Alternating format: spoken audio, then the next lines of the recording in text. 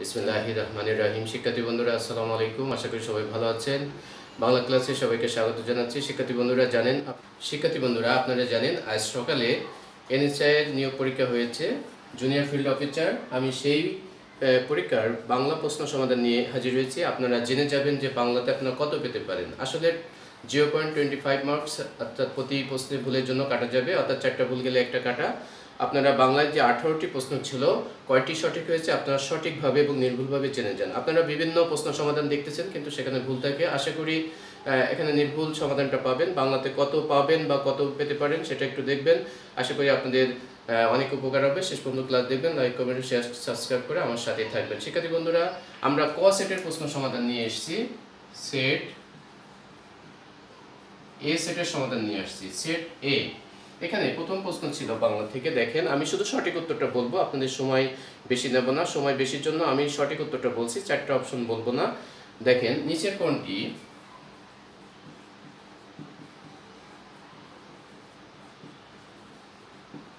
নয় তৎপুরুষ সমাস? শিক্ষার্থী বন্ধুরা, আগে আপনারা খেয়াল করবেন নয় শব্দের অর্থ কি। এখানে দেখেন, নয় মানে হচ্ছে না, অর্থাৎ যে তৎপুরুষ সমাসের পূর্বপদটা একটা নাসূচক অব্যয় দ্বারা গঠিত হয়। নাসূচক অব্যয় পূর্বপদে থাকবে তৎপুরুষ সমাসে। আর তৎপুরুষ সমাসের সংজ্ঞা হচ্ছে এই সমাসের পূর্বপদের সাথে বিভক্তি থাকে, কিন্তু এই নয় তৎপুরুষে বিভক্তি থাকে না, একটা নাসূচক অব্যয় থাকে আর পরের পদে অর্থটা প্রাধান্য পায়। এখানে দেখেন, সঠিক উত্তর ছিল বি নম্বরে ছিল আলুনি। আলুনি, দেখেন আলুনি মানে নুন নেই, মানে আলুনি। তাহলে কি হবে? নয় লুনি। লুনি মানে হচ্ছে, এই লুনি মানে হচ্ছে লবণ। তাহলে তরকারিতে বা কোনো কিছুতে লবণ না হলে আমরা বলি আলুনি হয়েছে। ঠিক আছে, আলুনি মানে লবণ নেই। তাহলে দেখেন, না সূচক এই আটা এখানে না বোঝাচ্ছে। আর আমাদের এখানে বলছে নয় তৎপুরুষ সমাস কোনটি, তাহলে এখানে বি নম্বরে আলুনি অ্যান্সার ছিল। শিক্ষার্থী বন্ধুরা, আপনারা মিলিয়ে নেবেন যে কোনটি সঠিক উত্তর। এই পদের একপদীকরণের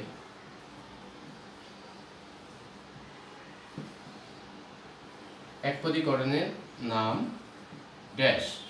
দেখেন, একাধিক পদ মিলে একটা পদ করতে হবে। সমাসের সংজ্ঞা হচ্ছে একাধিক পদ মিলে একটি পদে পরিণত হওয়ার নাম হচ্ছে সমাস। শব্দ বা পদকে হচ্ছে সমাস মিল করে। আপনারা অনেকেই, আমি দেখেছি যে আপনারা সন্ধিতে অ্যান্সার করেছেন। আসলে সন্ধি না, সন্ধি হচ্ছে ধ্বনি বা বর্ণের মিল, আর এখানে বলছে পদের মিল। অনেকগুলো পদ মিলে একটা পদে পরিণত করবে করণের, সেটার নাম হচ্ছে সমাস। সমাস। তাহলে আমরা যদি বলি পঙ্কে জন্মে যা, পঙ্কে জন্মে যা, 3টা পদ মিলে বলছে, একাধিক পদ মিলে একটা পদ হয়েছে, সেটার নাম হচ্ছে পঙ্কজ। তাহলে পঙ্কজ হচ্ছে সমাসসাধিত একটা পদ। নিচে কোন বাগধারাটির অর্থ মোসাহেব? দেখেন, নিচের যে বাগধারাগুলো ছিল সেটা হচ্ছে মোসাহেব। মোসাহেব কথাটার অর্থ হচ্ছে চাটুকারিতা। ঠিক আছে, চামচামি করা যেটাকে আমরা বলি, চাটুকার, সেটা উত্তর ছিল। আপনারা খেয়াল করবেন, এ নম্বরে অ্যান্সার ছিল খয়ের খা। তাহলে এই মোসাহেবি বা চাটুকারিতা বা চামচামি, সেটার নাম হচ্ছে মোসাহেব, এর বাগধারা হচ্ছে খয়ের খা। তাহলে খয়ের খা বাগধারার অর্থ হচ্ছে মোসাহেব বা চাটুকারিতা। নিচের কোনটি অপাদান কারকে দ্বিতীয়া বিভক্তি? ঠিক আছে, অপাদান কারক আবার দ্বিতীয় বিভক্তি। ঠিক আছে, অপাদান কারকটা কি? যা হতে কোনো কিছু উৎপন্ন, রক্ষিত, বিচ্যুত, আরম্ভ, ভয়, বিরত, দূরীভূত। তাহলে আরম্ভ, ভয়, অর্থাৎ কোনো কারকের উৎস নির্দেশ করবে। কোথা হতে এসেছে, কোথা থেকে এসেছে, হ্যাঁ কোথাচ্ছে, এরকম হতে থেকে চেয়ে, এই 3টা বিভক্তি কিন্তু পঞ্চমী বিভক্তি। আর অপাদান কারকও কিন্তু পঞ্চম নম্বর কারক। তাহলে এই 5 নম্বর বিভক্তি দিয়ে 5 নম্বর কারককে প্রশ্ন করলে উত্তর পাওয়া যায়। ঠিক আছে, উৎস নির্দেশ করে। ঠিক আছে, তাহলে আর বাক্যের মধ্যে যদি ভয় এবং আরম্ভ কথাটাও থাকে, আরম্ভ, ভয়, উৎপন্ন, রক্ষিত, জাত, চ্যুত, আরম্ভ, তাহলে আরম্ভ বা ভয় কথাটা যদি বাক্যের মধ্যে থাকে, সেটাও অপাদান কারক হয়। যেমন, বাবাকে বড্ড ভয় পায়। এখানে বাবাকে নিচে দাগ ছিল, আমাকে বলছে। দেখেন, অ্যান্সারের 4টাই কিন্তু অপাদান কারক ছিল। কিন্তু আমাকে বিভক্তিটা বের করতে হবে। মূল শব্দ হচ্ছে বাবা, অতিরিক্ত আছে কে, এই কে রে এটা হচ্ছে দ্বিতীয় বিভক্তি, এই দেখেন দ্বিতীয় বিভক্তি, কিন্তু অন্য কারকগুলো কিন্তু অপাদান, বাট বিভক্তিটা এটার মিল আছে। আর বাক্যের মধ্যে ভয় কথাটা থাকে, তাহলে ভয় থাকলে অপাদান হয়, তাহলে এইটা হচ্ছে অপাদান কারকে দ্বিতীয় বিভক্তি। বাদ বাকি তিনটা অপাদান কারক, বাট সেটা বিভক্তিটা মিল নেই, এখানে বিভক্তিটা মিল আছে। তাহলে এখানে বলছে সারা রাত কোন কারক, বা এই বাক্যটা কোন কারক। ঠিক আছে, তাহলে সারা রাত বৃষ্টি হয়েছে। দেখেন কারক যে 6 প্রকার, এর মধ্যে সর্বশেষ কারকটা হচ্ছে অধিকরণ কারক। অধিকরণ কারক হচ্ছে স্থান, সময়, ভাব, বিষয়, চারটা জিনিস যদি বোঝায় স্থান, সময়, ভাব, বিষয়, তাহলে সেটা অধিকরণ কারক হয়। ঠিক আছে, এখানে বি নম্বরে অ্যান্সার ছিল। দেখেন এখানে কি বলছে, সারা রাত, সারা রাত একটা সময়, স্থান, কাল, কাল মানে কিন্তু সময়, তাহলে কত সময় ধরে কখন বৃষ্টি হয়েছে, সারা রাত। কখন দিয়ে প্রশ্ন করলে উত্তর আসে, কখন দিয়ে প্রশ্ন করলে উত্তর আসে সময়, সেই সময়টা হচ্ছে সারা রাত সময়, তাহলে এটা অধিকরণ কারক ছিল। আর অধিকরণ কারকের সংজ্ঞা হচ্ছে স্থান, কাল, সময়, স্থান, কাল, ভাব বা বিষয়, এই চারটা জিনিস বোঝাতে অধিকরণ। তাহলে কাল মানে সময়, সারা রাত ধরে বৃষ্টি হয়েছে, কোন সময় বৃষ্টি হয়েছে, কখন বৃষ্টি হয়েছে, সারা রাত, সেটা অধিকরণ কারক। যারা ইন্টারমিডিয়েট আপনারা পড়ে থাকেন যে পারিভাষিক শব্দ আপনাদের লিখতে হতো, 14টা থাকতো পরীক্ষায়, 10টি অ্যান্সার করতে হতো এই পারিভাষিক শব্দ, সেটা আসছে যে টাউনশিপের পারিভাষিক শব্দ কি।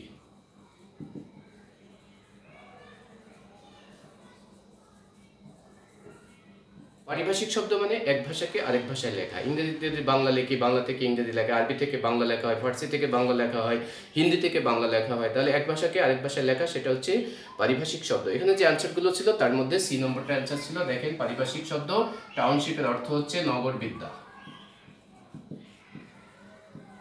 টাউনশিপের অর্থ নগর বিদ্যা। কোনটি শুদ্ধ বানান, এগুলো কিন্তু পরীক্ষায় থেকেই থাকে। শিক্ষার্থী বন্ধুরা, আমার বানানের উপর অনেক টিউটোরিয়াল রয়েছে, সমাসের উপর রয়েছে, কারকের উপর, বাক্যের উপর, সন্ধির উপর। আপনারা আর বাংলা এডুকেশনে এই চ্যানেলে আপনি ক্লাসগুলো দেখতে পারেন, প্লে লিস্টেও আছে, আপনারা আশা করি সেগুলো দেখবেন এবং সবাই সবাইকে সহযোগিতা করবেন। ঠিক আছে, তাহলে কোনটি শুদ্ধ বানান, বাদ বাকি যে বানানগুলো ছিল তার মধ্যে দেখেন 1 নম্বর টিউটোরিয়াল আছে ধারাবাহিক হিসেবে, আপনারা দেখতে পারেন। এটা সঠিক অ্যান্সার ছিল। দেখেন বাল্মীকি। আপনারা যে রামায়ণ, মহাভারত, এই যে মহাকাব্যগুলো পড়েন, সেই রামায়ণের আদি লেখক সংস্কৃত ভাষায় যে লিখছেন রামায়ণকে, সেটা হচ্ছে বাল্মীকি। তাহলে সংস্কৃত ভাষায় বাল্মীকি মহাভারত, রামায়ণ মহাকাব্যটি রচনা করেছেন। এই বাল্মীকি লয়ময় দীর্ঘী কয়রস্যি কোনটি?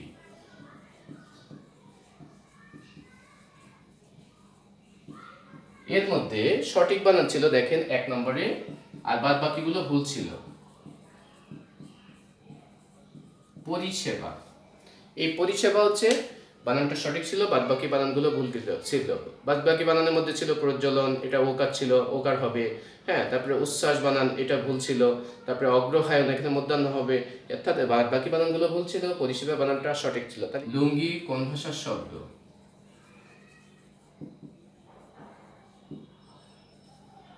শিক্ষার্থী বন্ধুরা দেখেন, লুঙ্গি কোন ভাষার শব্দ? আমরা জানি যে বাংলা উৎসগতভাবে শব্দকে 5 ভাগে ভাগ করা হয়েছে। একটা হচ্ছে তৎসম, অর্ধতৎসম, তদ্ভব, দেশি, বিদেশি। বিদেশি শব্দের মধ্যে এই শব্দগুলো আছে।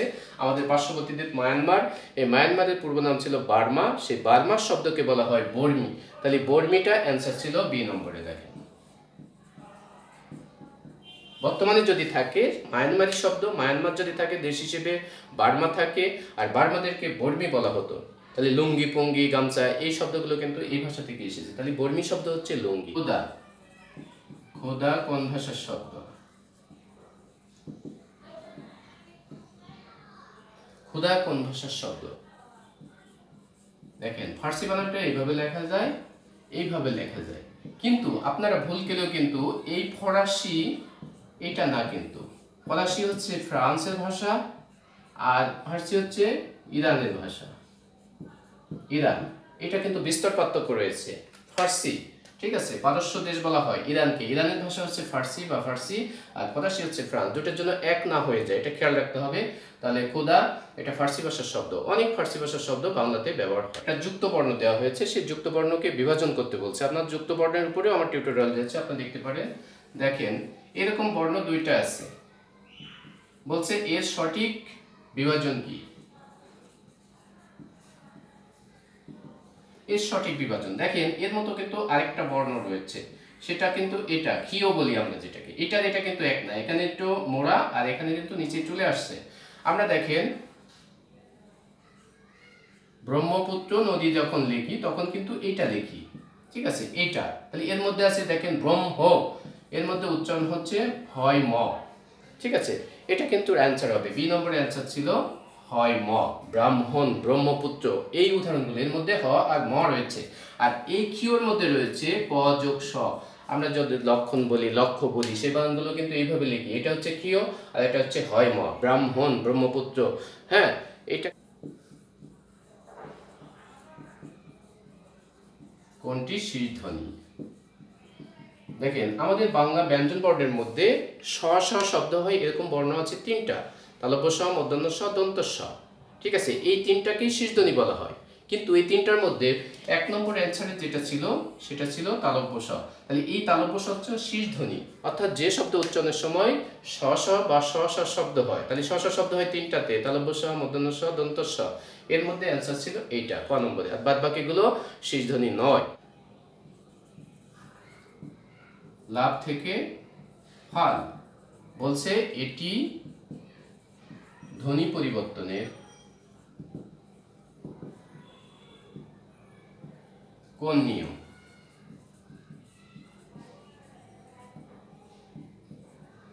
ধ্বনি পরিবর্তন একটি গুরুত্বপূর্ণ বিষয়, এখানে 17 থেকে 19টা পর্যন্ত নিয়ম রয়েছে। সেই নিয়মের মধ্যে একটি নিয়ম আছে ধ্বনি বিপর্যয়। বিপর্যয়টা কিভাবে হয় দেখেন, এটা 4 নম্বরে ছিল, আমি দেখি।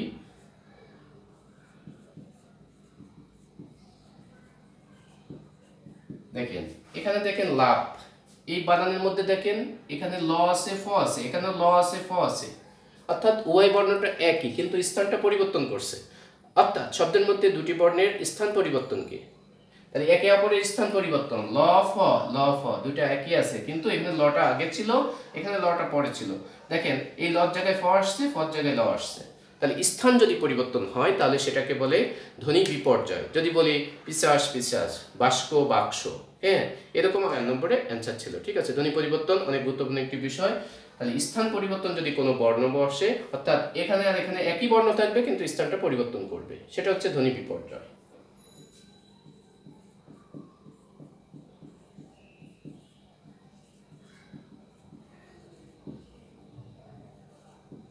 দেখেন ম্যানিফেস্টো, আমরা নির্বাচনের সময় অনেক সময় বলি ম্যানিফেস্টো ঘোষণা করা হয়েছে, বিভিন্ন দল তাদের লক্ষ্য মাত্রা এটা ঘোষণা করে, জনগণকে জানায় আমরা ক্ষমতায় গেলে কি কি করব, ঠিক আছে। তাহলে ম্যানিফেস্টো হচ্ছে ইশতেহার, তাহলে এটা সি নম্বরে ছিল,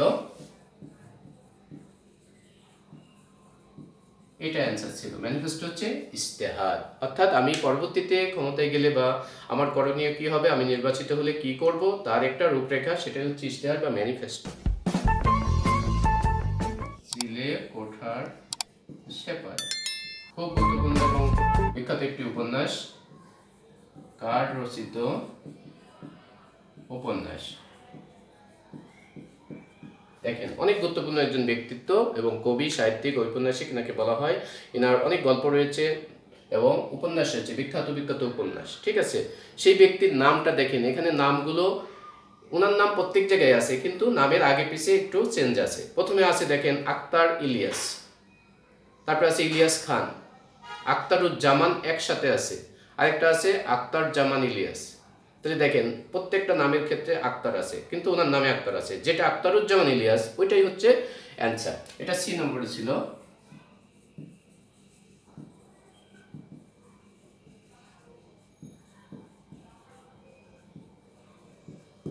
ঠিক আছে, তাহলে আক্তারুজ্জামান ইলিয়াস এই চিলেকোঠার সেপাই এই উপন্যাসটা রচনা করেছে। ব্যাকরণ শব্দের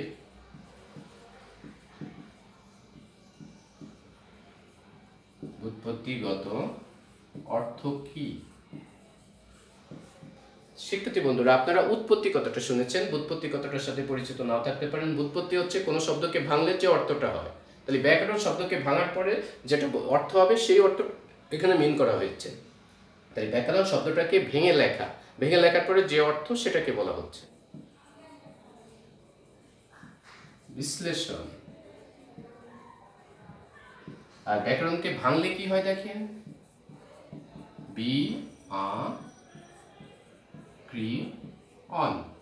তাহলে এটা হচ্ছে ব্যাকরণের ব্যুৎপত্তি, এই যে ভেঙে লেখাটাকে ব্যুৎপত্তি, আর এটার অর্থ হচ্ছে বিশেষভাবে বিশ্লেষণ। এটা কিন্তু পরীক্ষা আসছে যে ব্যাকরণ শব্দের ব্যুৎপত্তিগত অর্থ কি, আর যদি বলতো ব্যাকরণ শব্দের ব্যুৎপত্তি কি তাহলে এটা অ্যান্সার হতো। আর ব্যাকরণ কাকে বিশ্লেষণ করে, ভাষাকে, এই জন্য ব্যাকরণের মূল ভিত্তি হচ্ছে ভাষা। এটাও খেয়াল রাখবেন, তাহলে ব্যাকরণ থেকে প্রশ্ন আসে। পরবর্তী প্রশ্ন দেখেন, এই প্রশ্নটা আপনার গত সপ্তাহে যে ওয়াচার কনস্টেবল পরীক্ষা হয়েছিল সেখানেও কিন্তু এসেছিল। অনেকেই কিন্তু ভুল করেছেন, আবার যারা ইউটিউবে আপনারা দেখেছেন যে অ্যান্সার দিয়েছে তারাও ভুল করেছে। আসলে সঠিকটা হচ্ছে এটা দেখেন, প্রশ্ন ছিল কোন ক্ষেত্রে সন্ধি করার প্রয়োজন নেই।